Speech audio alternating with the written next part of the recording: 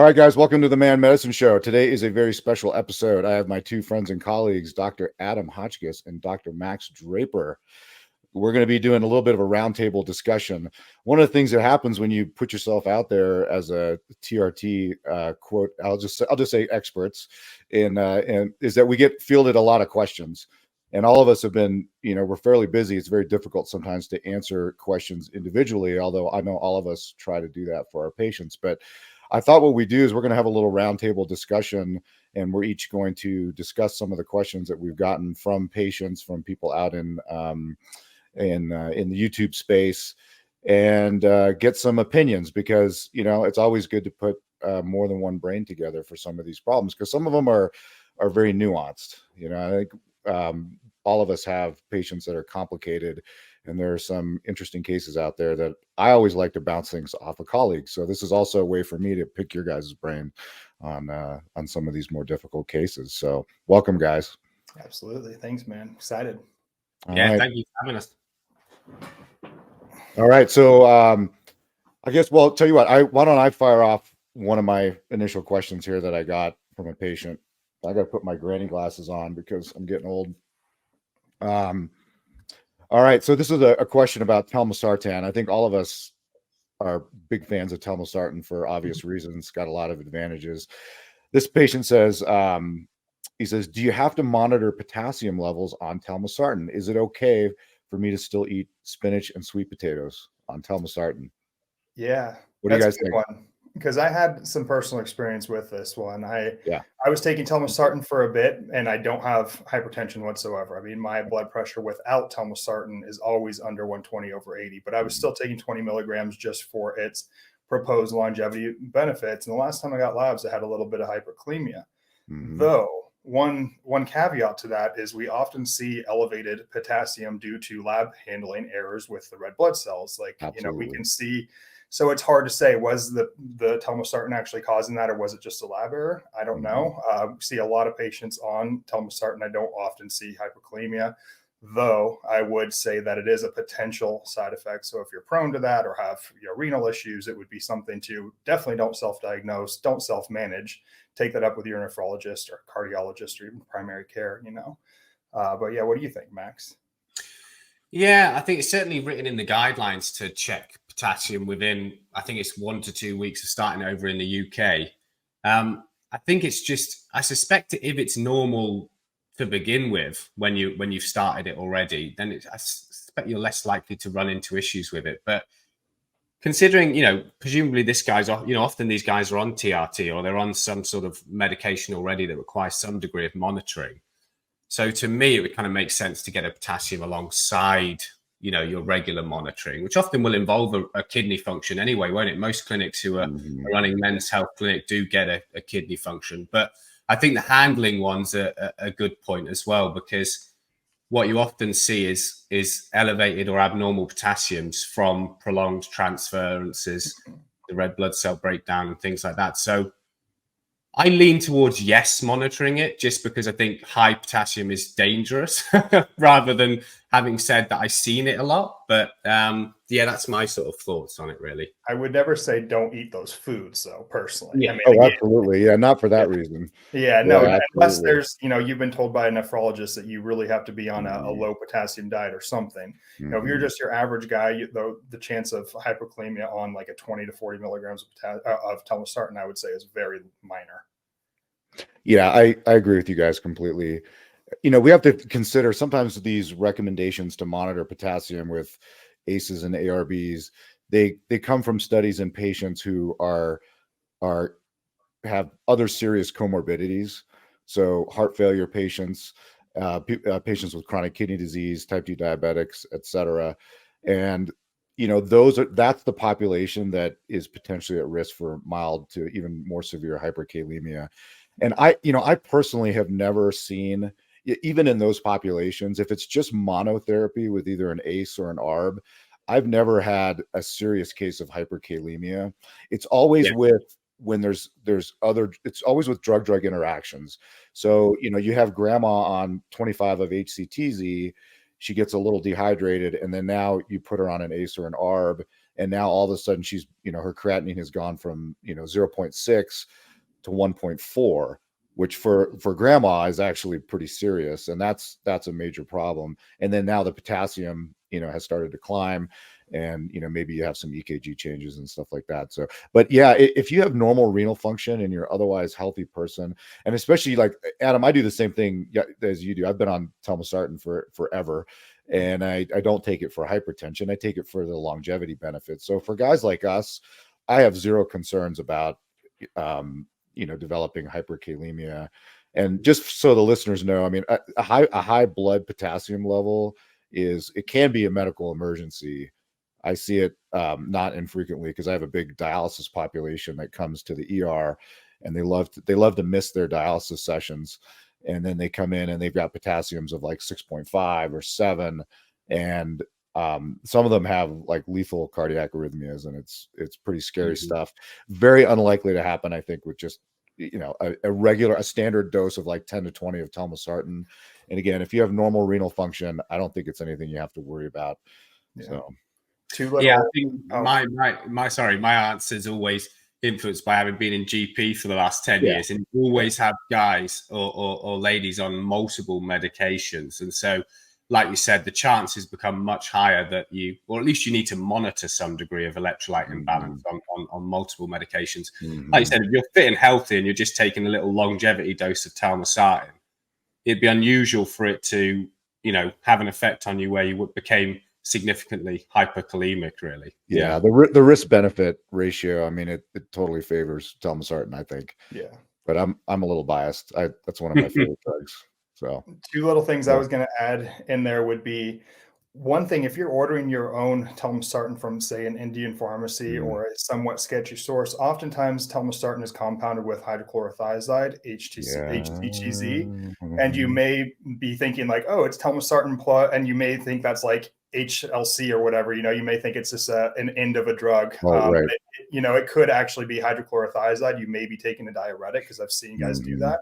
And I'm like, you don't need a diuretic, and you're taking a pretty hefty dose because it was combined together, because that's a drug, an actual pharmaceutical drug on its own, the mixture of the two. Yeah, that's a great point. You never know what you might be getting fooled.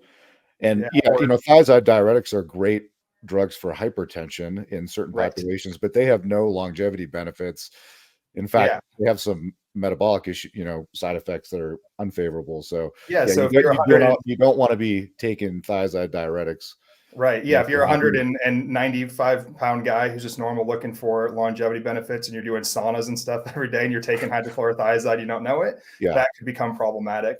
And then, the lab thing is huge too. And I first noticed this when we teamed up with a mobile lab company that, teams up with LabCorp. They go to your house. I did it for myself, and every single one of my labs was messed up. Yeah. And I just recently had a very high-end, like a celebrity client, get him done in his house. And when looking at him, like, this guy's about to die because he had such a high hyperkalemia, and everything was messed up. And I'm like, oh, you got this at home, huh? Because you didn't obviously want to go to the public. So is it as nice as it seems to do it at home, like have the phlebotomist come to you? Oftentimes there's errors. So I just tell people now, go to the lab, because I've done that. So totally agree. If you get a whack reading and you did it at home, which I do because I wake up at 4 a.m, it's nice to have them come at 5, so I don't have to wait till 9 to eat by going to the lab.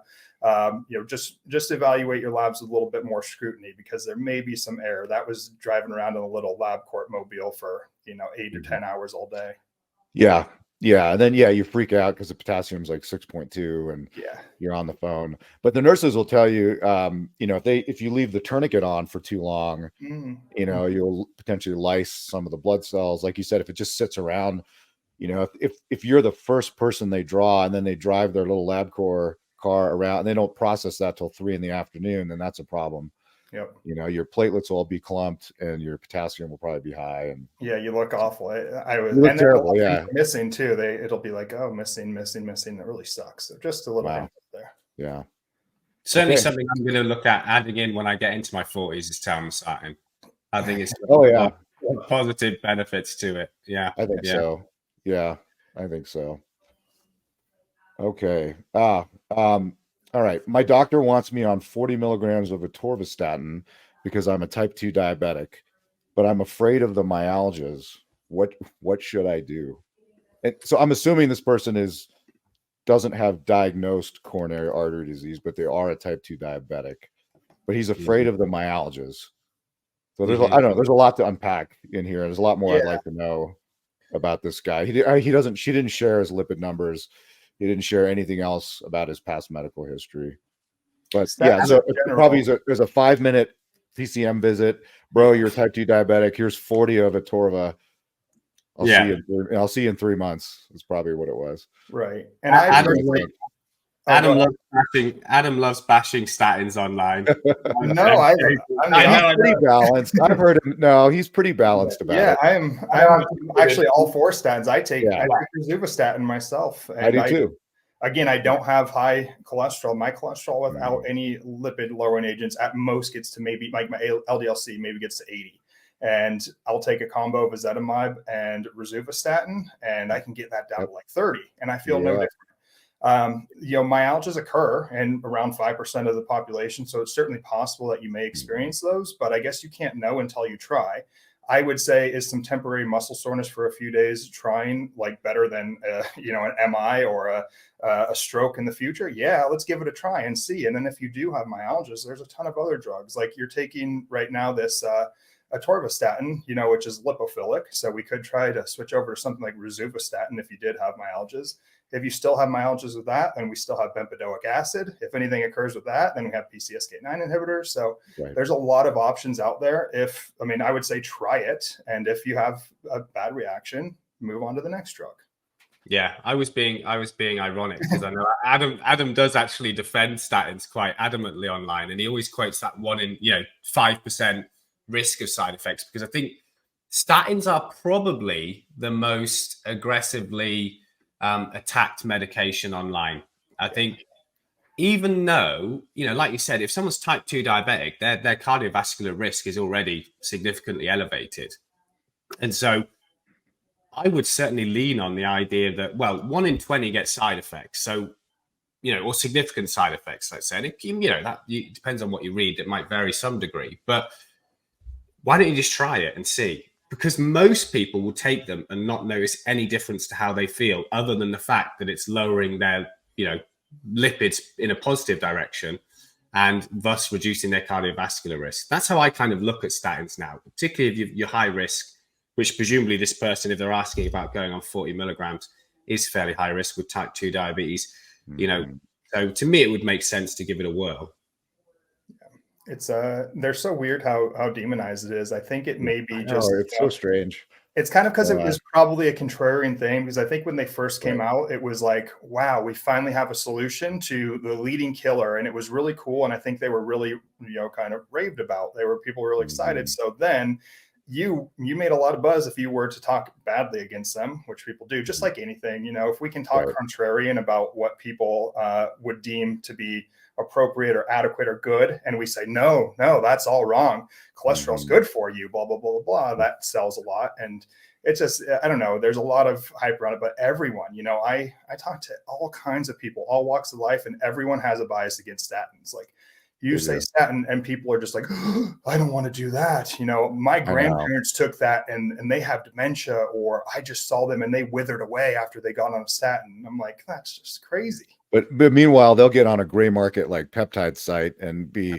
injecting all kinds of shit, and with no problems, right? Well, the best is when they say, well, I'm on red yeast rice. And I'm like, okay. Right. Like you're on on lovastatin, bro. Yeah, exactly.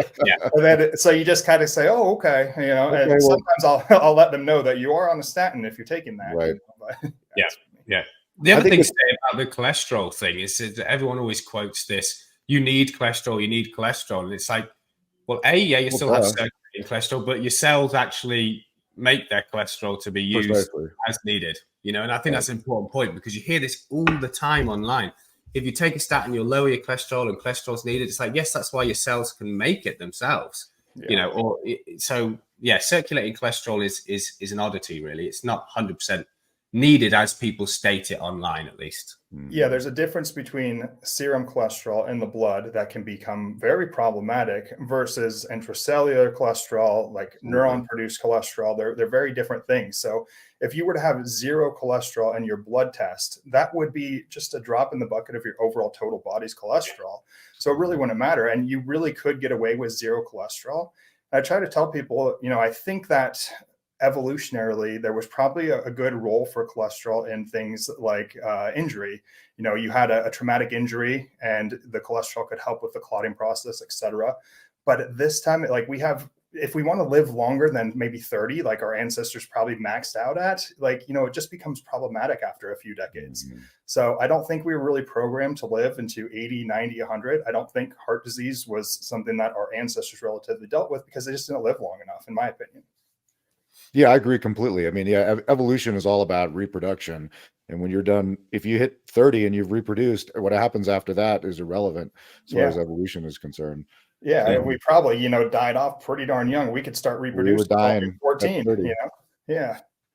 One of the things I think it's important for people with type 2 diabetes to understand, and maybe as doctors, we don't enforce this enough, but type 2 diabetes it's a coronary artery disease equivalent.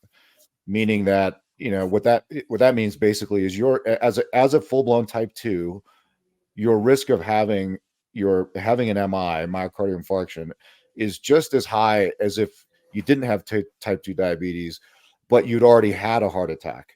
Right. And even like the statin curmudgeons out there are having to concede that in the role of secondary prevention, once you've had an MI, that the benefit of statin therapy is pretty clear. But as a type 2, I mean, your risk is equivalent to somebody who's already had an MI. And of course, so the question is, it's not if this guy has coronary artery disease. He does have coronary artery disease.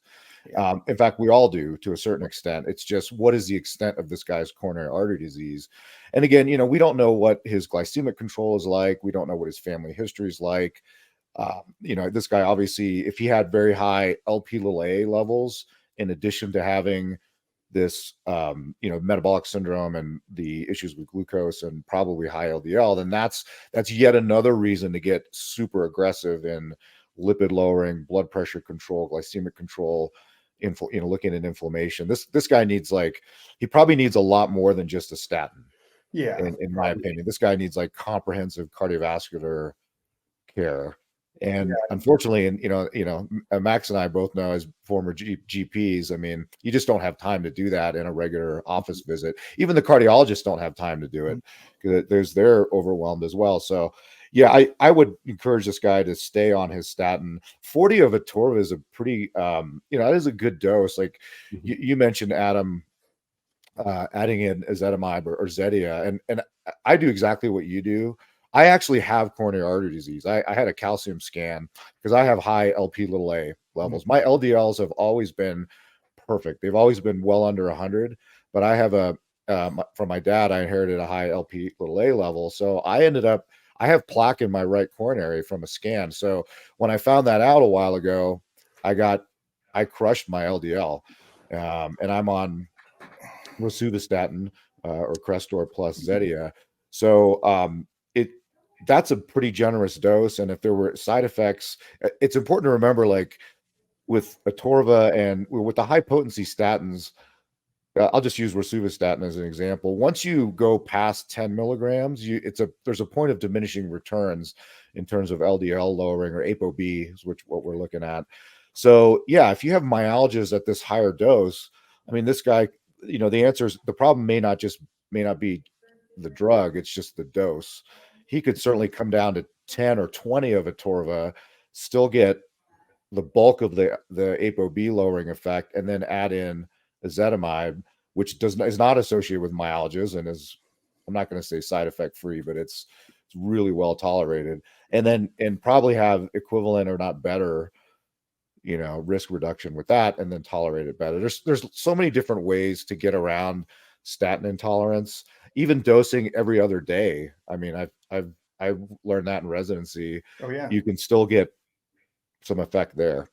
So, yeah, my normal go-to start with ezetimibe. Some people have a robust response with that because if totally. they're like a hyper absorber Right. of even like Right. dietary cholesterol or sterols, then they will, it'll be a massive impact. For your average population, it's around 20% reduction. So that can be pretty significant in of its own. But I've seen it drop people's LDL by like 100 points. I'm like, oh, you must have been really hyper absorbing your dietary cholesterol, and this may have helped in some regard. Yeah, there's genetic mutations out there that will make you that, a great candidate for that drug. It's just you don't know until you try it. And then if you're not getting that robust response, then maybe add in like 5 milligrams of rosuvastatin Monday, Wednesday, Friday, and then check again. Then maybe you add another day on. Like you can start so low. It doesn't need to be, I tell people like we could go and blast you at 40 milligrams 7 days a week, or we could start at this quarter dose, like 1 or 2 times a week, see what effect it has, retest. Like always want to start with the lowest effective dose. Absolutely. And I don't want to make this show all about statins, although we probably could do a whole statin thing, but the benefits of statins for people with coronary disease, it's cerebral vascular disease, peripheral vascular disease. It goes beyond just lipid lowering.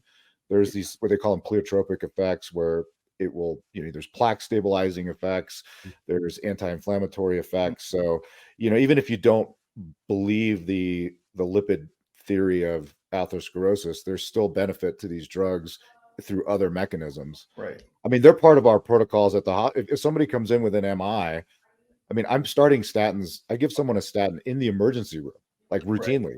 And it has nothing to do with, I don't care what their freaking cholesterol is when they're sitting there in front of me having an infarct, but I want to stabilize their plaque. And there's studies to show that there's benefit there. So we throw it in there. We throw it in there with the kitchen sink. Want to touch on one thing too with the diabetes, because I think you made a really good point, and I don't think some people really fully understand like the implications of, say, diabetes on cardiovascular disease. Oh my God, no. Yeah, and basically, just to, in like layman's terms, the way that I kind of try to explain it is, if you have this very elevated blood glucose kind of, I make the analogy of like a rock candy. Like when we were kids, you make rock candy on a string. It's kind of doing that to our insides, essentially. Very layman terms here. We're not talking in biochemistry terms, but it'll glycosylate the inner lining of your arteries, and our inner lining, our endothelial lining, is literally 1 cell thick. It's so small, so that sugar basically crystallizes that area, destroys it. That's damage to that arterial wall, and that starts off the cascade. So when you're in this hyperglycemic state where you have all the sugar flowing through your veins, you are damaging those arterial walls, and you've started the process. That's why he's saying that it's like the equivalent of having heart disease, because you're just at a baseline point of causing damage to that arterial wall. You have elevated insulin too. Insulin's very inflammatory in of itself in a hyperinsulinic state. So you have all of these contributing factors that are just damaging that artery from the get-go. And that goes for your average gym bro too, because often gym bros are in a state of hyperinsulinemia, hyperglycemia too, when they're in a bulk. I rarely see a guy come in on a bulk who's not at least pre-diabetic. So you're starting that damage even in that state. Yeah. And that's all over the body as well. That's not just your heart arteries. That's your brain. That's your penis. So, yeah. There's made good videos on. Penis first. Remember exactly.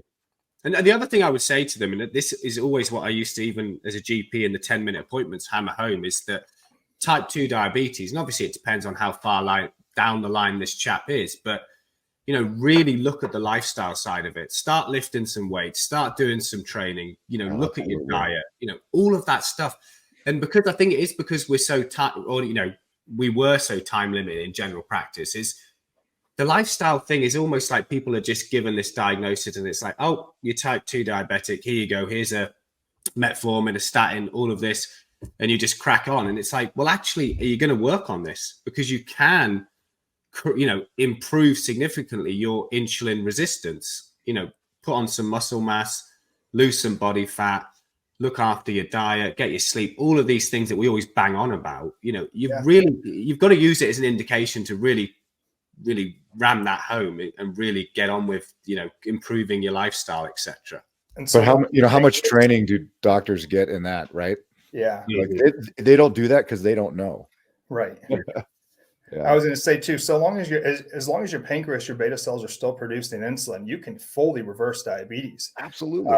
Like I've literally taken guys from an 8.9 A1C down to like a 5.2 and chilling. Like they are not a diabetic. That's something, like I tell them when first time I meet with them too, I don't want to get all woke into the language stuff, but I say, you are not a diabetic right now. You have diabetes and we're going to get rid of it, because I see you're still producing insulin.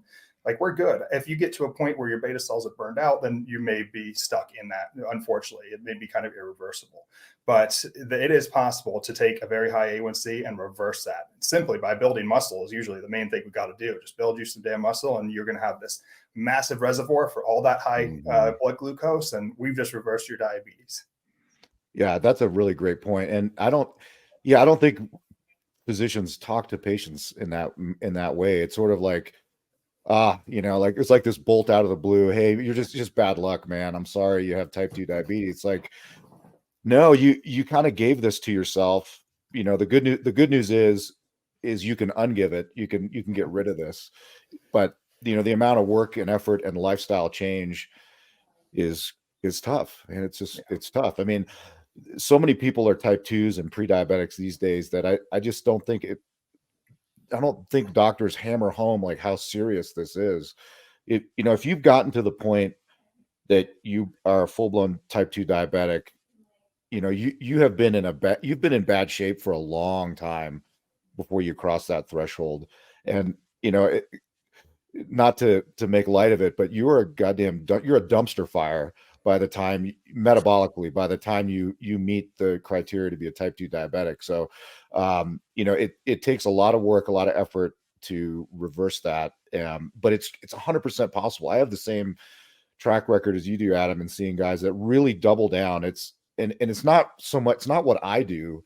Right. I mean, I give the same guidance to everybody. There's just certain guys that just take ownership of that diagnosis and are like, I don't want this. And they put in the effort, and it can be amazing. Yeah. I hate to put the onus on the doctors because it's not there. I mean, I've been on the side where 90% of my patients were either pre-diabetic or diabetic. And I would hit I was a fit guy from the get-go. I would tell them, be like, hey, you just got diagnosed with diabetes. You've now, you have a 7A1C. I know you can feel your feet right now, but did you see that waiting room? All those oozing wounds, those amputations, that smell, you saw those maggots in those wounds. That will be you if you don't fix this, and you can. And then I would see them 6 months later and they would be just along with them with a wound and an amputation. And I would just beat my head against the wall. So the onus is on the person. You need to completely change your life. And I know that's very deep rooted. And I know there's a lot of socioeconomic and cultural things that go behind it. But I mean, at some point it's just an excuse, you gotta do the work. I had a guy come and see me the other day. Actually, I thought about you, Adam, because he came in with raging osteo in his foot, and I ended up having to call the foot surgeon to come and, take a big chunk of his foot off. But he said to me as he was sitting there, he's like, yeah, I don't know what's going on. He's like, my doctor just can't get a handle on my sugars. Damn doctors. And I was just like, bro, like no, you can't get a handle on your sugars. Right. So, and the hard thing is, I would tell them, you don't really feel it. I would, they don't really feel. And that's the problem is it's not like, they've got a big, thing on their face that they could see all the time. Like they eat their meal. They feel good in the moment. They don't feel their blood glucose rising to a problematic amount. Yep. I did my training in Phoenix, Arizona. And oftentimes I think I saw maybe 5 to 10 times guys didn't know they were diabetic until they would come in after a day of being on the concrete outside of their house, washing their car or their boat or something barefoot. And then they'd melt their feet away. They'd leave blood prints throughout the entire house. And they would be like, something's wrong. I can't feel my feet. And then we diagnosed them. Yeah, you buddy, you're diabetic. But they had no idea for years. They were sitting there with peripheral neuropathy. I get it. It's a subtle, it's like an indolent smoldering process that is killing you. You're caramelizing essentially on the inside. And but you don't get overt symptoms until it's too late. I diagnose type 2 diabetes for the first time in a patient probably once a week in the emergency department, which is not the right place to be diagnosing type 2 diabetes, but that's just the way it is these days. So, well, I should mention when looking at the TRT side of things, often you'll get pre-diabetics come in all the time. You wonder how much of a role has the low testosterone had in that, because we know it does worsen insulin sensitivity. And then you see it improve a lot of these guys when you do go through the TRT route, because of the role that the testosterone has in insulin sensitivity. So maybe get his testosterone checked as well, see how he's feeling. Yeah, well, you guys all, I mean, I'm preaching to the choir. I mean, the prevalence of overt hypogonadism in people with confirmed type 2 diabetes is massive. Yep. I mean, it's well over 50%, something like that. Yeah. It's close to that, I think. You know, that's how I actually got into like prescribing testosterone. Was I had a wound that just would not heal, and I was, you know, I'm just looking at this guy. I'm like, we've tried everything. We've tried grafts. I've taken him to the OR 3 or 4 times.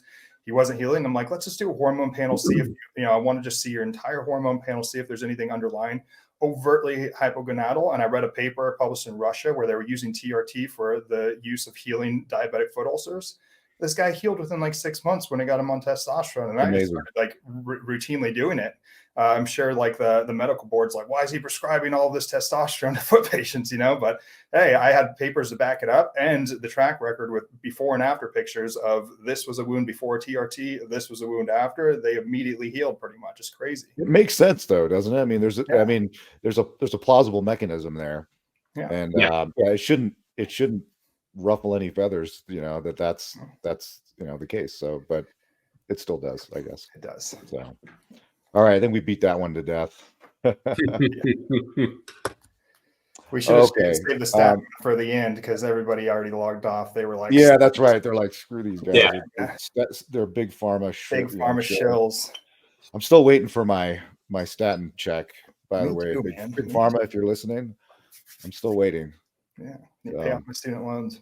All right. What are your thoughts on Nebivolol? My doctor just started me on 5 milligrams a day. I get a lot of cardiac questions, I guess. Yeah. I think go ahead. No, I was going to say, if you're going to use an agent outside of the ones we've already, you know, Telmisartan for the blood pressure option, if you're wanting to look at a beta blocker that's a particularly unique beta blocker, I think it's a bit of a beauty, isn't it? Really, I think it's got several benefits that outstrip its normal drug class, simply because it seems to work in a different way, doesn't it? Really effectively. So yeah, I like it. Yeah, like its selectivity. It's interesting because it's beta 1 selective at a low dose. So usually we'll even start with like 2.5 milligrams, and that selectivity makes it good for your athletic population. It also can help to offset any of like the erectile dysfunction issues that may come with other beta blockers. So if you're an athlete and you still like, because sometimes like a lot of bodybuilders avoided blood pressure medications for years, because when their doctor would go put them on another beta blocker, their first workout would be shit. They couldn't get pumps. They couldn't get their heart rate up. They didn't like where they felt. So they abandoned blood pressure medications as a whole for 2 decades, which was a bad idea. But you know, if you can use like something like Nebivolol, if you need a beta blocker, it can be great. And I like that in combination with Telmisartan. Sometimes if Telmisartan's not quite doing the trick, you add in like 2.5 to 5 milligrams of Nebivolol. Be cool. Yeah, I think that's the beauty of it. It doesn't detract from athletic performance or erectile functioning. So I think if you're looking for an option to help out, that sounds pretty good.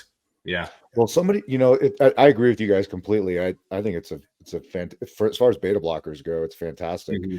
And it's, you know, if you look at like the JNC8 guidelines, you know, they would never recommend necessarily starting a beta blocker just for blood pressure in somebody that didn't have a compelling indication like heart disease or, you know, heart failure or whatever. But this is an exception, in my opinion, where I would totally consider adding this in, especially as a second agent at a low dose, like you mentioned, Adam, for an athletic, you know, male who I think could benefit from it. And so many guys that have borderline blood pressure issues have a little bit of ED as well.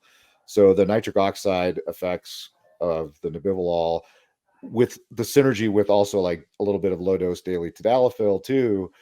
And there's some really good studies showing those two drugs actually complement each other pretty nicely. Mm-hmm. So yeah, before Nebivolol, I would not ever reach for like metoprolol or, you know, anything like that, just routinely for blood pressure reasons.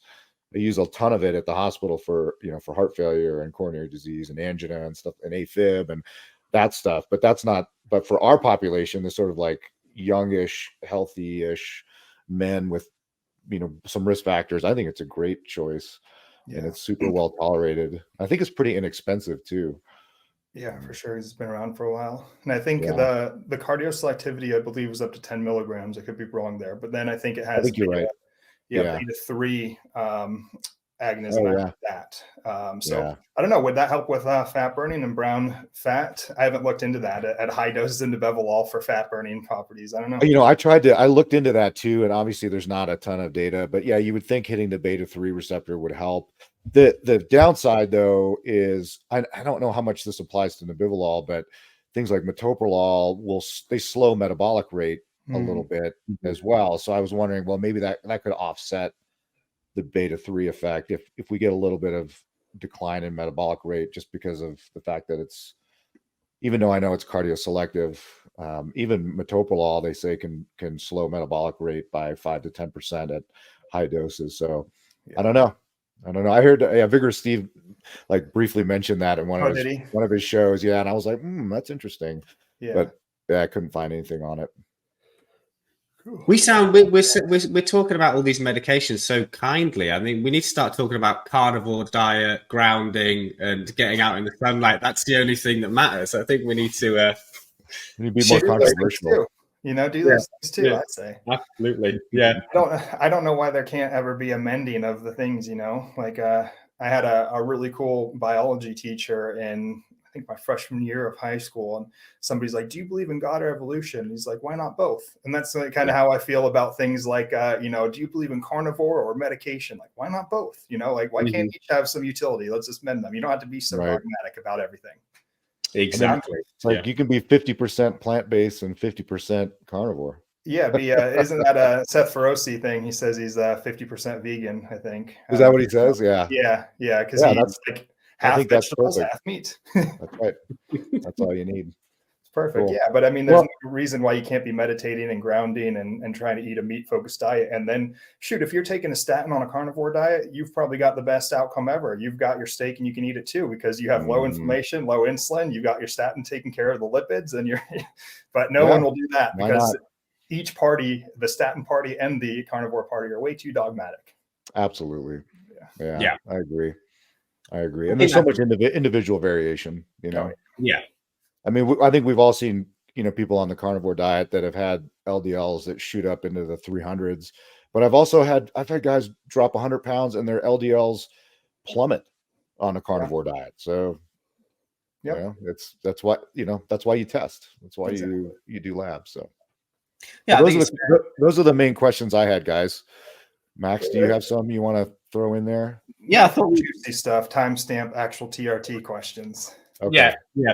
So I thought we'd go down the TRT route and I thought an example of a question that I'm sure we've all been asked, which is, a guy in his mid-30s, he messages you saying, my total testosterone is, 400 nanograms per deciliter or 14 nanomoles per liter in the UK. Do I need TRT? And that's the information you get. I get this multiple times. Oh yeah. On a frequent basis, just a total testosterone level, and the question, is TRT appropriate for me? Should I jump on TRT? Which is what a lot of people. I don't like the expression. I'm going to jump on TRT. Jump on it. Yeah. I thought we could chat about that just because it might open up a little bit about how we actually look at an individual, whether testosterone is appropriate, really. Yeah, I mean, I love that question because I get it all the time too. And I personally try to tell people that I do not have a range for what is a good testosterone, what is not. I mean, outside of the extremes, obviously. If you're below 200, you probably absolutely need TRT, no question about that. Mm-hmm. But I have certainly seen people, men, and this is in the US, we're talking nanograms per deciliter, be in like the 300s and be thriving. Like, perfect example. Alex Hormozi publicly said, so I can say this, that his testosterone levels are in the 300s. I can confirm that. I've seen it. I've talked to the guy. He has a 300 testosterone. He's jacked. Look at the guy. He's jacked. He's got tons of energy. He's wealthy, motivated, successful, very, he doesn't have brain fog, obviously. He's very coherent and articulate. And that's just because, he jokes about being like a hyper responder, but, Andrew did a really good video on androgen receptors. I think everyone should go watch that to see individual response to testosterone. So just saying my number is X doesn't mean a darn thing in the world. Like, we have to take a really deep dive. And also, all of the symptoms of testosterone can also be linked to so many other issues too. So if a guy just says like, oh, I'm tired at the end of the day and I've got a 400 testosterone, should I be on TRT? That's not enough information at all. If you're going to a clinic that says, yes, your number's this and you need it because your number's that, like, go to a different clinic, in my opinion, because you're about to sign yourself up for a lifelong commitment of injections for something that you don't even know that you necessarily need. 100%. Yeah. 100%. Yeah. The answer, if he asks me, do I need, the answer is I don't know. Yeah. I have no idea whether you need TRT or not. But I will say that probably 19 out of the 20 clinics that are in my area would all give him testosterone. Absolutely. Just with that amount of information. And to me, I think that's inappropriate, and that's a major problem. But just to piggyback on what you said, Adam, it's shocking to me how many guys I do see with objectively low testosterone levels who they even meet endocrine society criteria, which are like abysmally low. And they're, you run through the aging male symptom score and the Adams score, and it's just no. In fact, I just got some blood work on a good friend of mine who I went to residency with, who's another doc, he's older than I am. He's in his mid 50s, well into the 200s. And he was pan negative on every review of systems related to testosterone. And I know him and his wife personally, and yeah, there's no issues. Right. So it's, again, why is that? Okay. Well, it's probably related to the androgen receptor and likely a whole bunch of other potentially genetic factors that we don't understand very well. So, he asked me the same question, should I get on TRT? And I said, no. I said, actually, no. I don't think you should, because there's no, like, what are we looking to improve here? Like, you're already firewalled all the way. You're a 10 out of 10 pretty much on everything. I mean, there's always room for some improvement, but that doesn't mean you need TRT for it. So now the flip side of that coin is also kind of interesting, because you will see guys obviously who are solidly normal and that are pan positive on their review systems. And the unfortunate thing is that they are often declined a trial of therapy if they go through an endocrinologist or they go through their primary care doctor, because obviously they fall like well outside of the conventional guidelines. So those guys, sometimes they just kind of suffer in silence for decades sometimes. And those are the guys that sometimes can have life-changing results. If you take that young guy and you take him, from 400 up into the 8, 9, 1200 range even, and he can sometimes have miraculous results. Now sometimes they don't. So I really try to downplay testosterone. In fact, I spend a lot of time trying to talk guys out of TRT. It's a terrible business model, actually, because I kind of putting myself out of business. But I think that's the ethical thing to do.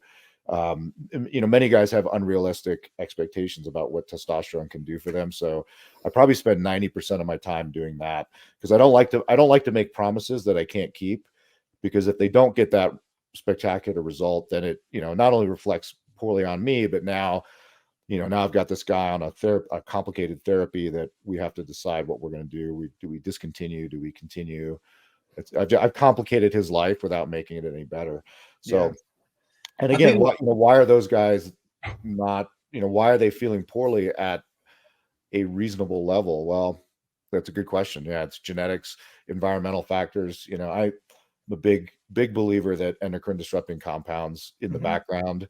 It's so hard to prove these things, but it's nice to actually see the Endocrine Society is starting to put out like more lectures and material on EDCs and starting to lobby, against those. But I have a feeling that has a lot to do, that if you have high levels of phthalates and BPA and, BPA through Z floating around, mucking up your androgen receptors, mucking up your ribosomes, then all that TRT that normally would be, or the testosterone that you have that would be benefiting you, is no longer able to do what it's supposed to do. And then that may be playing a role in it.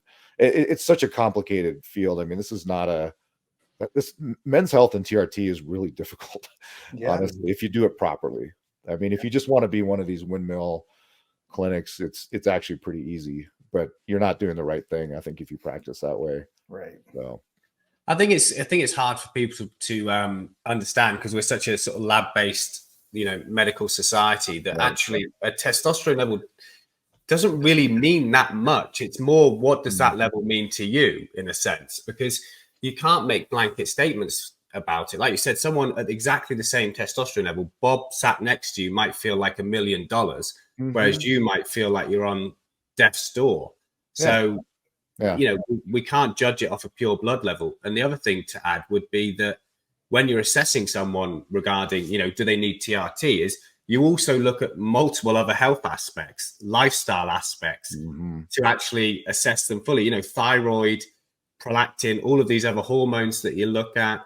You look at, their gonadotropes, so the signals from their brain to their testicles. So what's going on there? Their free testosterone, their SHBG. So a total testosterone is I always say this, it's not that particularly useful, really, alongside, no other information. Like Adam said, unless it's on the extremes. Yeah. Like, I pretty much use it for just a reference as to, this is where you feel at this number. Like, it's your own individual number. You at 450 feels amazing. We know that 450 is where you're good. So we need to kind of keep you above that, or 600, 700, whatever arbitrary number that person has. But yeah, it's definitely goes both ways. Either sometimes you have guys with a 300 who feel great. Why would they need it? And then sometimes you got guys with a 600 who feel awful. And like, why would you deny them? And I didn't, one thing that I would tell that guy too is, before hopping on, like I always say, check off every single box first. Like you just said, Max, like run all the other markers too. Because what if you just have high prolactin because you have a prolactin secreting adenoma or prolatinoma, and you feel like low testosterone because you're suppressing your dopamine essentially. And then all the testosterone in the world isn't going to overpower that prolactin. So unless you've checked that first, or maybe you're getting shit sleep or eating like a jerk, or you're not getting the exercise, like, until you've checked out every box, don't do that first injection. And then sometimes what I'll do, I don't know, I know we're going to talk about HCG later, but like your guys' opinion, sometimes what I'll do in the beginning is be like, we can maybe do 3 months of testosterone. I want you to be on HCG the whole time, which I know can be problematic. But if we're not 100% sure that we're committing to it, I think that it's their best bet to keep the testes working, because the testes are the part that I get more concerned with. Since the pituitary secretes so many other hormones, I don't get worried about like atrophy of the pituitary and it not being able to produce LH-FSH in the future. But the testes can shut down. That's usually the problem when trying to kickstart somebody back. So I'll leave HCG in there for the trial of the 2 to 3 months, check in with them. Are you feeling better, or have we made things worse? And if not, then we can pull them off a little bit easier. Do you guys ever do something similar? I think that's reasonable to do that, because you just don't know. There's a case for both, going both ways. And, like there are guys like you, Max, who feel terrible on HCG. And I would have screwed them up. And then, if it's one of those guys, you don't know if the testosterone is actually helping, because they feel so bad from the HCG. I don't worry. It all depends, I guess, how long your trial is going to be and the age of the patient, and what your gut feeling is in terms of what's the probability that this guy is going to benefit. If I have a pretty good suspicion he's going to benefit from TRT, I may not throw in HCG at all in there, and let's just keep it simple. Let's see how you do for X number of months or weeks, and then make a decision at that point. And if maybe you get an 80% improvement, maybe then we can add in HCG and see. We'll add in another variable and then see if that is which way the needle goes with that. So there's no literature on it. That's the thing. Like, a lot of this is we are in this field sort of flying by the seat of our pants, and we're just trying to you have to make good clinical judgments based on the person in front of you. And that may not apply to the next guy who walks in the door. It might be the exact opposite case. So it's on a case-by-case basis with HCG. That's kind of how I do it. Unless they're just telling me like, I have to be fertile right out of the gate. We're actively trying, in which case I try to talk them out of TRT. But if they insist, then HCG has to be in the mix. I was going to say that usually, if it's kind of like a trial period, I think if it's a couple of months, I'm not overly concerned. But I think, like Andrew said, there's no real literature on that, so it is a bit of an individual practitioner preference, really. And I think your personal experiences does tend to influence in your back of mind. HCG was awful for me, so what I usually do is start testosterone, give it like 6 to 8 weeks, and then if we're thinking along the lines of some degree of either preventing atrophy or some sort of maintenance dose, then adding in HCG at that point, because then you know kind of how they've kind of rode out the first few weeks on testosterone, and they know if something changes, like adding in HCG, oh, this doesn't feel good, or oh, this feels fine, or oh, this feels great. But again, it's probably just personal preferences, because we don't have data to say, oh, if you leave the testicles for X amount of time, then they're atrophied and they're done in. That was actually going to be a question I was going to ask about, whether you prefer, if there's a chap who's, let's say he's late 20s, needs TRT, but he's thinking about kids in 2, 3, 4 years time. Do we stick on a maintenance dose of HCG from early on? What about if he doesn't get on with HCG? Do you kind of just feel confident that the balls will kick back into gear down the line with some HCG? What's everyone's opinion on that? Because I think again, we're kind of, particularly alongside testosterone, we're kind of working off theory and experience, rather than saying, here's this paper that says this, here's this paper that says do this. I get to say what I do would be, 3 to 4 years. I'll tell them best bet would be to go to a company and get your sperm frozen, because we're looking way down the future and anything could happen. I mean, I'm sure you've seen a lot of military guys, Andrew, like a blast trauma to the testes. Oh, absolutely. I've seen that, guys, or they've been in a bicycle accident and now they're infertile for that reason. So it's actually probably a good idea for all guys in their mid to late 20s to get sperm frozen, just like women get their eggs frozen. But first, get your sperm frozen. Then we're out of the woods. Basically, we're pretty safe in the future. And then in your case, I would probably start them on TRT alone to get a feel for that. Like you said, maybe give it 3 months, and then at that point we could incorporate HCG. And then I see guys respond 3 ways with HCG: either they feel better, they feel worse, or they feel nothing. If they feel nothing, but it makes them feel secure that their testes are still functioning and they have the funds for it, because it is costly, then great, we'll just leave it in. If they feel better, we'll leave it in. If they feel worse, then maybe I talk about doing like a cyclical dose, like maybe 2 to 3 times a year, maybe even like quarterly, where we just run a bout of HCG. You kind of suck it up and deal with it for the month so that it doesn't get, completely atrophied and fibrosed. If they're having a really bad response, though, again, I'd probably just argue get your sperm frozen, and you probably are still safe to get that frozen after a few months, because I don't think that you'll be completely infertile for a long time after starting TRT. Probably there'll be months of viable sperm likely. So I would say, I guess that's what I do. Mm-hmm. Yeah, those are the kind of cases that like keep me up at night, because I do not want to have anybody to have to go through the journey of infertility. My wife and I went through it. And we had, ultimately did IVF. And let me tell you, it's not only is it expensive, but like it's emotionally very taxing. So, I don't ever want to have to be responsible for somebody to have to go through that if they don't have to. What I encourage my guys, if fertility is even on their radar before they start TRT, if at all possible, and by the way, none of them want to do this, I asked them to get a semen analysis, because I like to know what their baseline fertility is. Just like testosterone levels are dropping globally, obviously sperm counts are dropping too. And, if that sperm count comes back at 150, or, he's got 200 million sperm that are per ml, and the morphology is good and the motility is decent, then and they're still relatively young, then I don't feel as badly about shutting them down for a period of time, because, at least in the andrology literature, there's pretty good literature that you can recover those guys with HCG, plus minus recombinant FSH, and get them almost back to where they were before. And let's say you don't go back all the way. Let's say you went from 200 million and you're only at 100 million. Well, that's not likely to impact pregnancy rates. The guys I worry about is when they come back right at the cusp. They're like 22 million. And then I'm like, all right, this is a problem now, because I can't guarantee that I'm going to get you back in, above 20 million, and below 20 million. There's a curve that you can download it. It's from various different papers, but it looks at the conception rates with IUI, intrauterine insemination. And basically they're pretty good until you hit, the inflection starts at about 40 million.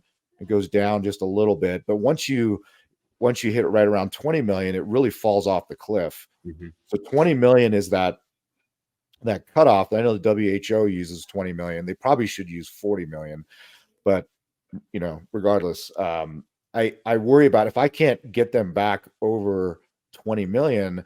Now they're almost certainly either it's going to take a really, really long time, or I've got to send them to a reproductive endocrinologist now, and they've got to do IUI, which IUI is not terribly expensive. It's $800 to $1,000 a shot, but it's still a nut roll. I mean, there's a lot that's involved with it. And then IVF, I mean, we were in almost 40 grand for our son.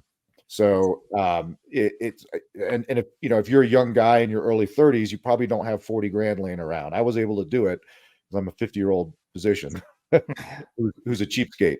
So I had the money, laying around, but it's incredibly expensive. And so that literally, I don't want to be responsible for somebody not being able to have a family. So yeah, that's why I said it keeps me up at night, because I have personal experience with infertility, and again, I would hate to inflict that on somebody else, but it's really tough. There's very little literature on this sort of stuff, even in the andrology literature. I will tell you, in my personal experience, I was able to stay on TRT, and I actually slightly exceeded my pre-TRT sperm counts with HCG and recombinant FSH. They were never great. I actually did get above 20 million, just barely. But that was, recombinant FSH is not cheap. It used to be a little bit better, obviously, before the restrictions from the FDA, but now it's thousands of dollars. So, and many guys do need recombinant FSH. I mean, HCG can work, but not in anybody. So, just to circle back, like getting a baseline semen analysis, I think, can be really helpful. It can make me feel a lot better about what we're doing.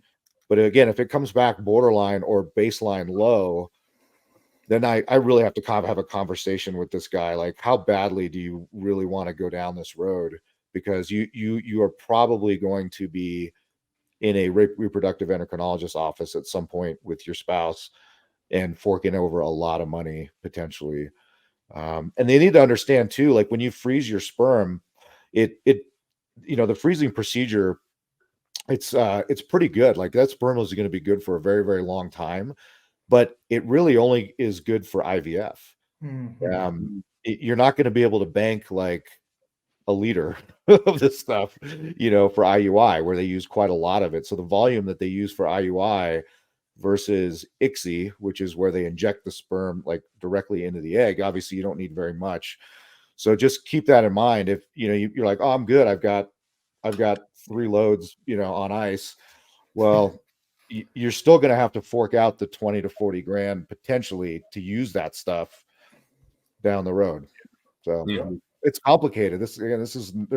I wish there were easy answers to the fertility thing. And I think as men's sperm counts continue to decline worldwide, this is going to be a bigger and bigger issue for us, in the TRT world. It's a little scary, like how cavalier some of the TRT clinics are about this sort of stuff. I've had patients come to me on TRT who were never even counseled about the fact that this is going to drop their sperm counts. Like they never even talked about it. And these guys were in their 20s and 30s. So I think there was a study done on that where they kind of sent undercover people into Yes. TRT clinics, and yeah, the counseling was virtually non-existent. It's kind of sad. The one I'm thinking of, it was a urologist. He called up like 4 or 5 telemedicine clinics, and he went through their whole intake, and then he talked about all the stuff that they asked, what they didn't ask, and basically all of them were bad. It was not good at all. Crazy. Yeah, the vast majority of them didn't ask about fertility, and then if they did, they didn't mention the fact that TRT reduced sperm counts. Yeah. Bad. Yeah. I've got a scenario that I can ask a question on that I've seen a few times here. So, and I'll tell you what I did after you guys tell me what you may do in this situation. But there's been 3 times now that I can think that I get a guy with a very high natural total testosterone, around, like, let's say 800 was one of them, and his free was only 18 due to an extremely elevated SHBG, like well over 100. Otherwise very healthy, no liver issues, not alcoholic. And this SHBG was just like a recalcitrant elevated SHBG that we could not get down, with loads of boron and magnesium, and even tried something like Tonkat Ali, and nothing's reducing this SHBG. He added carbs back in because he was low carb for a little bit. But he just was very symptomatic of low testosterone with this very good natural total. In those cases, they've got symptoms. They're young, like 25. They've got a really good natural, but just this elevated SHBG that you can't crush. What are you guys doing? Those are hard. Yeah. Yeah, those are hard. And I guess the key word that you said in that presentation was symptomatic. Yes. Yeah, low libido. He had low libido, low motivation, just like, he was feeling like he wasn't recovering well from his workouts. And this was a guy otherwise perfectly healthy, like, insulin of like 3, an A1C of 5, lipids were fine, like low inflammation. That's likely contributing to that really elevated SHBG because it doesn't have insulin and inflammation suppressing it. Well, that's kind of the phenotype. Like, I've seen guys like that a lot. Yeah. That actually most of them that I've seen surprisingly are not symptomatic, but they're like super healthy. They're lean, they're ripped, and they've got testosterone's 800 or 900, and then their free is like 6.5, or whatever. And so in some ways, I kind of think of that as like that's a marker of good health. In at least that's just what I've seen anecdotally. I'm not aware of any literature on it. And actually, I would want to make sure that I'm not missing some underlying medical issue that with his liver. Is he a closet drinker? There's a lot of people that are closet drinkers these days, obviously. And explore that a little bit. And then could there be anything else that is contributing to his symptoms from a lifestyle standpoint, from a psychiatric standpoint? Sometimes with those, I don't know, these guys are complicated and you have to peel the onion a lot, I think, with them. But let's say, I don't know, let's say you've done all of that, and let's say in a hypothetical scenario, and you just can't find any other reason why this guy is feeling poorly, then I don't think it's unreasonable to treat him. I mean, Morgenthaler talks about anybody with a free less than 10, he considers hypogonadal. I've heard him say that. And so I would discuss a trial of therapy with that guy. If, again, assuming I've done my due diligence as a good doctor and I've asked the tough questions that many doctors don't feel comfortable asking, and just making sure that there's nothing else going on that could be contributing to his symptoms. And you said he was young as well. Yeah, mid-20s. Yeah. So that always makes me, I do not like starting testosterone in guys in their 20s. It's just, I don't like it. It's not that I wouldn't do it in select cases, but man, I would try really hard not to start TRT on that guy. But if, to be frank, I guess if he was truly suffering and I felt like there was a good chance that I could improve this guy's quality of life, I would probably pull the trigger and do it, assuming, again, nothing else is showing up. But boy, I would have a really like a heart-to-heart with this kid about, you need to know what you're getting into, young man, because you're probably going to be around another 75 years with modern technology. And do you really want to be doing this for the next 75 years, pinning yourself a couple times a week, or rubbing a cream on your balls every day, twice a day? Is this the right time, or do you think you want to wait, or explore other alternatives? I don't know. What do you think, Max? That's a hard one.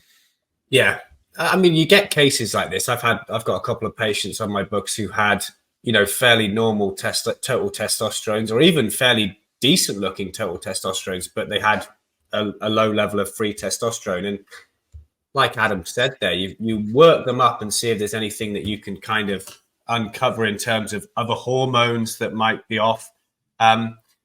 what's causing the elevated SHBG. I love sex hormone binding globulin. I think it's a really interesting topic that you can just read about. Maybe I'm a nerd, but even growth hormone deficiency, that sort of thing. I don't know if that might be, all of these tests that you think about chucking out there. At the end of the day, if you get nothing back, then you've got to consider treatment if they're symptomatic, I think. And I think the beauty of it as well is that often TRT obviously will bring SHBG down at least some degree, which is not always a good thing if they start off low, but if they start at the high end, it might get, and you just aim to get them feeling better based on symptoms, really. I've had a couple of guys who, exactly like you said, they eat super clean. They often do fasting. So they've got a low carb diet often. So you do think that, is this because of a lack of insulin on a common basis that they've got elevated SHBG? Because we know that the insulin will suppress it. But yeah, you got to do the workup. And then at the end of the day, symptomatic, you treat them like anyone else with low T, I think, really. Yeah. So I'll tell you what I did, which I thought was clever. And it was cool because it was a nice experiment. For this first case, since the guy was young, we worked over a year and a half before ever even considering TRT. And he was a cool kid because he was also like, I don't want to do it. I don't feel good. But I don't want to do it. And so finally got to a point where I was like, you know what? Let's try a very low dose Anavar, 12.5 milligrams twice a week before a workout.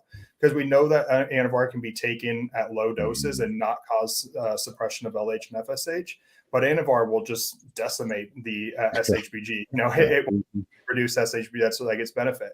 So we did like a Monday, Thursday, 12.5 Anavar, which for the bros out there, that's about a fifth of a bodybuilding dose. And he felt significantly better. I think his total testosterone dropped a little bit, but his free went up to like 20, and he felt so much better. He was like, sign me up for TRT. I'm finally ready because this is how I want to feel every day. That was one case. Happened with another guy, he didn't feel better. And I was telling him and that guy actually wanted TRT from the outset. And I said, let's just do this experiment and I'll show you your free testosterone elevates. If you feel better, we'll go forward with it. If not, let's not do it. He didn't feel better. And he agreed, yeah, maybe we shouldn't go down the TRT road. I need to do some bigger, deeper diving into my own health to figure out what's going on. Because he saw on paper now, okay, yeah, my free is at 25 and I still don't feel good. My libido's still not there. And so, yeah, let's figure out. But I think that's a good one for people out there, like clinicians, oxandrolone in a very low dose can be good in those cases. I think in the US, I wish we could get Proviron because UMax, you could probably do like a Proviron study on those guys at a very low dose and have a similar effect. Do you guys use oxandrolone over there? It's just what the thing about the UK is it's very heavily sort of regulated and scrutinized. So we can prescribe it, but it's not very commonly done. But yeah, certainly if the high SHB doesn't improve, then I suppose it would be an option. Yeah. I've never gone down that route because I've never had a young guy with a really high SHBG where I felt like I really want to hold off here. The guys I've had are kind of late 50s, 60s. So you've kind of been more content with going down the TRT route at that point where you can't kind of find the underlying cause. And that often does do the trick. But yeah, with this emergence of like fasting and carnivore and stuff, I do see higher and higher SHBGs. It's always funny to me too when somebody comes in, like they are sold on their diet, but they're coming in with all these symptoms. I'm like, is your diet really all that good? You feel like shit, No, the diet's great. I just don't feel good. Well, right. It couldn't be that. It couldn't possibly be the diet. Yeah. Right? But yeah, I mean, you do see it. But I agree with you, Andrew. I think I definitely tell everybody high SHBG oftentimes, unless there's like an underlying liver condition, is a symptom of high or good metabolic health. And there's a lot of papers documenting that. Higher SHBG is linked with less all-cause mortality, less cardiovascular disease, less risk of diabetes. And I read a recent paper that it was like inflammation is the real driver of suppression of SHBG, even more so than insulin. And insulin having a direct effect on inflammation can cause that. So if somebody's inflamed, they'll have a very low SHBG. You're not going to see somebody with high visceral body fat, high CRP running around necessarily with a naturally high SHBG. At least I never have. I'm sure there's outliers, but yeah, absolutely. Everybody I've seen with super high SHBG over the years has been pretty tip-top shape for the most part. Yeah. I'm with you, Max. I love SHBG, and I honestly think that I feel personally the TRT clinics have kind of demonized it as a means to prescribe testosterone when it may not be warranted, because they can say, oh, you've got a total of 700, but your free is only 10. That means that you're low testosterone because free is the only thing that matters. Yeah. Every time I hear somebody say free is the only thing that matters, I know they have no idea what they're talking about. Exactly. Yeah. If you don't understand that SHBG is very important, then you don't get the whole topic, really. You know, SHBG bound sex hormones are not kind of inactive as such. They seem to have very deep roles going on, and they seem to regulate certain things with regards to the cellular function as well. I think we're chipping away at the free hormone hypothesis as time goes on. You know, I'm not ready to like into it completely throw it out the window yet, but it's the body's a lot more complicated than we give it credit. I think it has to. I think age is a big factor in that too, because I think as men age and their SHBG increases and their liver does a worse job of metabolizing things, then we see falsely elevated, like on lab work, we see kind of a falsely elevated total testosterone. So SHBG in an aging man, we're talking 50s and above, is a lot different than SHBG in a 20-year-old guy.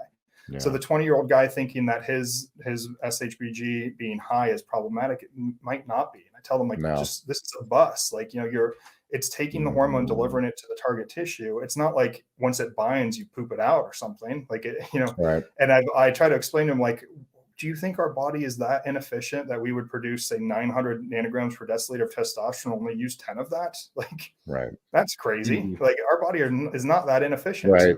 No process in the body would ever overproduce like that. Yeah, exactly.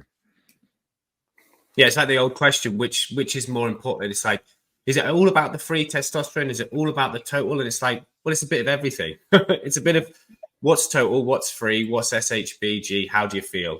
And how do you feel? And I put how do you feel like at the top. All of that. It's so funny because it's so like, rudimentary. It's so like, we have all this in-depth science, but like you said, Max, the labs really don't even make that much difference. We're not at a point yet where we can say, due to your androgen receptors and your transcription translation and your affinity to SHBG, and we can't say that kind of stuff. So we really need to go off symptoms. But the hard part for me is that the symptoms can be linked to 100 other diagnoses too. And testosterone is so sexy that everyone thinks that if I'm tired, if I have a low libido, if I ever lost an erection mid-sex, I have low testosterone. But, and well, that's what all the forums say. Yeah, exactly. All the forums say, and all the advertising, because, this stuff is lucrative, because it's kind of so taboo, and because so many doctors don't want to do it, these clinics can make a killing off of advertising testosterone. I know. It's tough. I mean, it gets back. You still have to be a physician. Like, not just, what's the old saying about, like, if all you have is a hammer, everything looks like a nail. True. You have to just you can't have blinders on. Not everything is a testosterone problem. So even if testosterone can actually help. So. Yeah, and testosterone is also, amazing thing, and it's such a hard thing because you have like the TRT clinics who are bastardizing it, then you have like the endocrinologists who are bastardizing it. Again, there's these dogmas always, and the truth is always somewhere in the middle. Exactly. I mean, it gets back to circle back. It's kind of like statins. It's there are people who benefit greatly from those drugs, and there's people who don't. Yeah. Same thing with testosterone. Yep. It's exactly the same. It can be life-changing, or it could be, you can actually harm somebody with it. It's just and that's where like proper training and, again, being a good clinician comes into mind, is identifying who's going to benefit, who's not going to benefit, and then pulling the trigger. Getting back to like type 2 diabetes, not to go off on too much of a tangent, but that is such a serious problem, such a serious medical issue, that I want to use all the tools in my toolbox, and one of those tools is testosterone. It's just that gets forgotten. So I still use statins, I still use metformin, I use GLP-1s, I use I don't use things like Actos and Avandia as much anymore, but like everything is on the table for me as a doctor, and that also includes testosterone therapy. But that doesn't mean I go to it every single time. It's whatever's right for that individual patient. The hard thing I think that a lot of the public doesn't realize, but a lot of us doctors do, is we have to be somewhat cautious legally too. And I just wish that we would get rid of the stupid, controlled substance of testosterone, because that makes it so much harder for us, because it honestly probably should and could be a first line treatment for diabetes. Like you've got absolutely. How else can we motivate somebody to go build a lot of muscle? Like just the act of injecting testosterone in your mind, you do so much harder workouts. You're like, you're like, I'm full of testosterone, like Arnold, like I'm strong. You're going to go do better workouts. But it's hard because we don't want to prescribe that, because we know that if the medical board were to ever get a look at that and you're judged by your peers, they're going to say, what the hell were you doing? You're prescribing something that's like they look at as being as bad as heroin, which is just insane. Absolutely. Yeah. It's such a disservice to patients because, it is a fantastic therapy for type 2 diabetes, and not in all, but in many cases, it can lower A1C as well as many of these fancy new DPP-4 inhibitors, and is almost as good as metformin. It's sort of like, again, why would you not want to have that in your toolbox when you've got somebody there in front of you who could potentially benefit? And if I have somebody who's not quite at their A1C goal, but I've maxed out all of these conventional therapies, the guidelines and the endocrinologist would say, well, just start them on insulin. Well, no, how about if I start them on testosterone instead? Like, what do you guys think the health outcomes would be, insulin versus testosterone? Clearly it would favor testosterone in probably 9 times out of 10, rather than starting somebody on Lantus or basal insulin.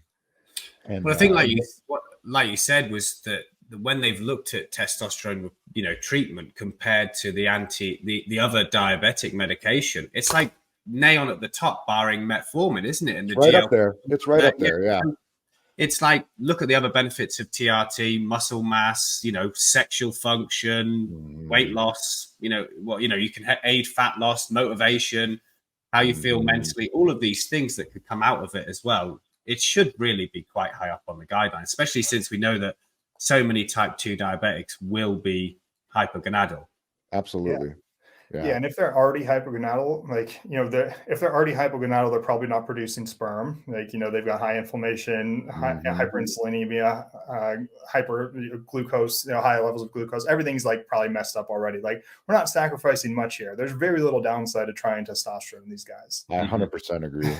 Yeah. One question I would be what do you do in the guys who have very elevated lipids and want to go on TRT, are candidates for TRT despite their high lipids, but they refuse to do lipid lowering modalities? Would that stop you from prescribing? Generally not, because, and again, it depends on what everything's on an individualized basis here, but testosterone helps with hypertriglyceridemia for sure.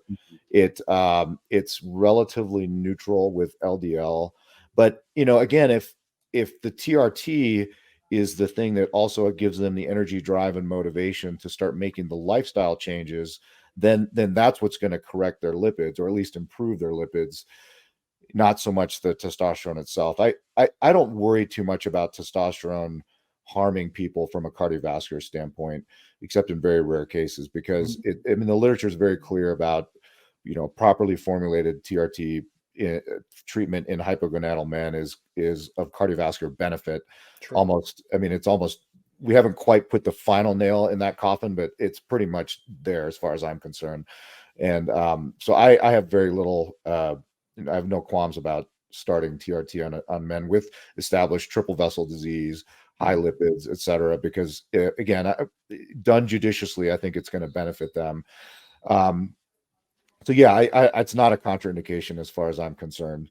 Now, am I going to get them to 1500 right out of the gate? Probably not. We're going to stepwise, do things in a judicious manner. And if they're not willing to take lipid lowering therapy of any kind, that's their prerogative. I'm going to document that in my medical record, and we're going to hammer the nutrition and the lifestyle stuff.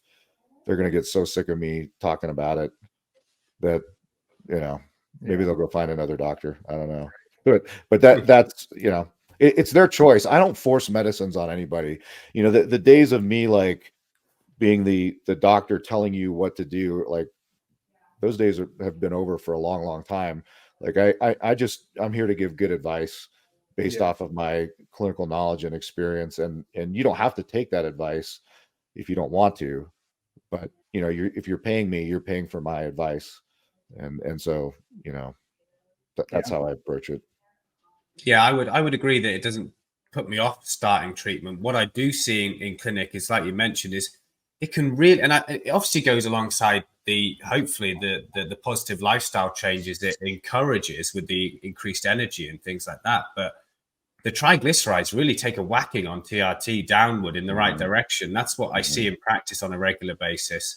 HDL on injections does tend to sometimes dip a wee bit, at least to begin with. That often does recover over time. It's certainly, you know, I've seen that over time. And then you can consider the creams, I guess, in those cases where you are worried about that. I know it doesn't tend to whack the HDL as much. But yeah, it doesn't put me off really. I think the only scenario would be sort of unstable cardiac conditions. I would be like, hold on a minute, let's get you, you know, stable and good before we consider whacking in the testosterone there. But yeah, I've got a few carnivore patients whose lipids are really out there. And every time we speak, I just go, do you want to do anything about these? And they're just like, I don't believe in the lipid mod, you know, in the lipid model. I'm okay. Yeah. Well, we'll speak about it next time. It's up to them, you know, they just have to understand what they're potentially putting themselves at risk for. It's actually patients like that I try to get them to go get a CT coronary angiogram and like, let's look at your anatomy, you know, and if your pipes are clean, then I'm not going to get too worked up about it, you know, within the limits of the study, because you can have false negatives with those kind of studies. But, you know, if like I had one, this is about a year and a half ago now, he had a 60% proximal LAD lesion he didn't know he had. And that was finding that, like seeing that on the screen and me being able to point to it and being like, listen, man, this is the widow. When you use the word widowmaker, like the people in the general public, most of them understand what a widowmaker is. That was what motivated him to finally, one, get on lipid lowering therapy, but also like to make some dietary changes, because he was doing a high fat plan too. And I was like, listen, man, you've got this Goomba sitting there ready to pop. So yeah, there have been a few times that I've seen guys that are just like, I can tell they're unwilling to do the work yet. And I don't like TRT in that person because I've seen it put into that person and everything gets worse. Lipids get worse. Metabolic health can actually get worse because now they're almost, it's kind of like the, how people are with diet soda. Oh, this is diet. So I can, you know, eat a little bit more fries because my soda's diet. So I've literally had like somebody asked me the other day, well, since I'm going to have TRT and like, and you told me it's going to help my glucose, I could probably eat a little bit more sugar, right? Literally asked me that. I'm like, oh God, I forgot this is how people think. So it becomes problematic because I have seen guys go on TRT, change nothing, and everything gets worse. And absolutely, like we talked about on our podcast, Max, like on those people, if they're not willing to meet the testosterone and do the work with the testosterone can actually be very problematic. And that's why our very smart body is, you know, suppressing testosterone production, because this person isn't healthy and it's going to have a ton of negative effects. So, you know, you're obese, inflamed, et cetera, and you're not doing the work already. It's terrible. But it's always such a hard thing as like somebody working with them, because on one hand, you're sympathetic of their testosterone so low that they're not motivated to do the work yet.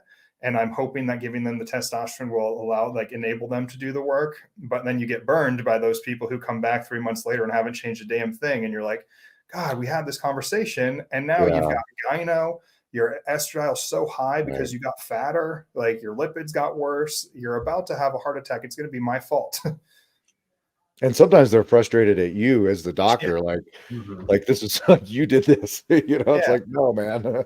I know. Yeah. It's a really tough thing. So I always try to, like, on any time I can talk about it, try to impart on people, like, you've really got to do the work and you've got to be healthy enough for TRT. It's not just like the TRT doesn't make you healthy. You make yourself healthy and the TRT helps. It's, you know, it's a symbiotic relationship.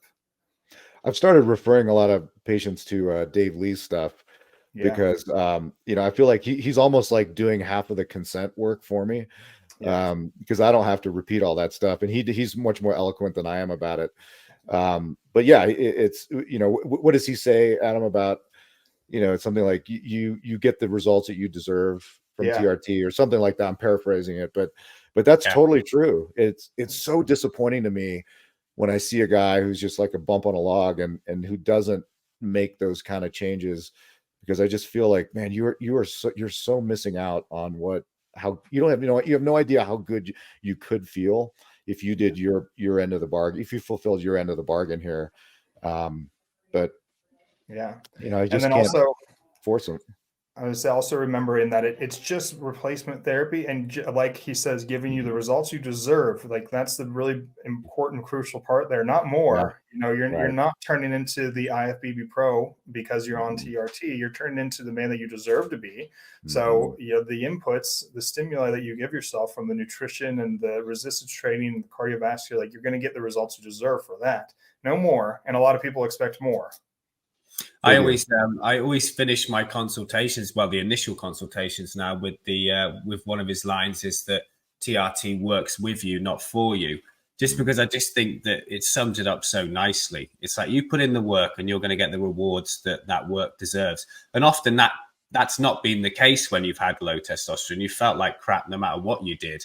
Whereas when you go on TRT, you start to get the results that you've deserved for a long while. I think I get a slightly skewed view over here in the UK because often my dudes, because I think TRT is better known in the States, people are kind of more sort of aware of it. You get a lot more inquiries about it. Whereas over here, often guys have had low testosterone for years by the time they see me, and they've had it checked by, their primary care provider, or they've even seen an endocrinologist and their levels have been like 200 in your units. And they've been told, well, if it goes below 120, we'll consider treatment. And they've got symptoms, they feel like rubbish, and they've had this for several years. So you put those guys on TRT because they've already tried everything, because they've just been batted back every time. And then you put them on TRT and they're like flying. It's really rewarding because they've already tried everything, because they've not got any answers to it. Whereas I know your guys' situation over there is slightly different. So you probably get a bit more people early on in the journey just be like, rock up and be like, can I go on TRT? Absolutely. The funny thing that I get, and that's very ironic, is I get a lot of like young guys who don't need it, who are just like really pushing for it and want it so bad. And then occasionally I get the, 48-year-old guy who's literally doing everything right. And you can see his lab work is perfect. And he's running every day, going to the gym, getting his sleep. He's doing everything right and doesn't feel good. And I can't talk him into it when he's got like a 200 testosterone. And I'm like, I promise everything is going to feel so much better. He's like, I'm a little young. And then the 18-year-old's like, I'm ready. Well, that's social media, right? That's Instagram. Exactly. For sure. They want to look like their favorite, whoever their favorite influencer is, or Sam Sulek or whatever. Yeah. So, they want to back like Andrew Winge. I saw your back on Instagram. It was like that was a good pump I had that day. That was doesn't usually look like that. Well, any more questions? I think we've covered the subjects I was thinking. Yeah, it was good. Good. Thank you, guys. Of course. Yeah, All right, we'll do it again. Maybe people can drop questions in the comments, and maybe we can start like a, I don't know, monthly thing or so. That'd be good. Yeah. So, all right, you guys, if you're watching this and you have some questions for us that we can, we'll include perhaps in the next episode, and we'll do our best to try to answer them. Yeah. Thank you guys. Cool. Brilliant. All right. Thanks, awesome. Thanks, guys. All Man Medicine video and audio has been created and shared online for informational purposes only. This podcast does not constitute the practice of medicine or professional healthcare services of any kind, including the giving of medical advice. I am not your doctor. No doctor-patient relationship has been established. This content is not meant to be a substitute for professional medical advice and should not be relied upon solely for that purpose either. The only purpose of this content is to present peer-reviewed, research-backed health information for your consideration. As always, rely on the advice and guidance of your personal physician before undertaking any activity presented here, and if in doubt or not comfortable with said activity, practice discretion. Your health is your responsibility and not ours. Finally, I take conflicts of interest seriously. I accept no compensation whatsoever from any private corporations, including pharmaceutical or supplement companies. You can trust that if I recommend a medication, product, or service, it's because I genuinely believe in it and not because I'm being paid to endorse it.